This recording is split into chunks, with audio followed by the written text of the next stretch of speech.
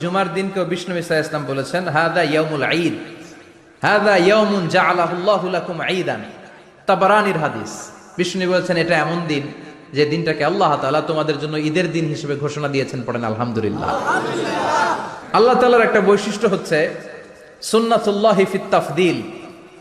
এক এক জিনিসের উপর আল্লাহ এক এক জিনিসকে বৈশিষ্ট্যমণ্ডিত করেন, মর্যাদা দান করেন। ফাদ্দালা জামানান আলা জামান কামা ফাদ্দালা মাকানান আলা মাকান, ইনসানান আলা ইনসান। আল্লাহ ব্যক্তির উপর ব্যক্তিকে প্রাধান্য দেন, আল্লাহ সময়ের উপর সময়কে প্রাধান্য দেন, আল্লাহ স্থানের উপর স্থানকে প্রাধান্য দেন। এটা আল্লাহর সুন্নাত।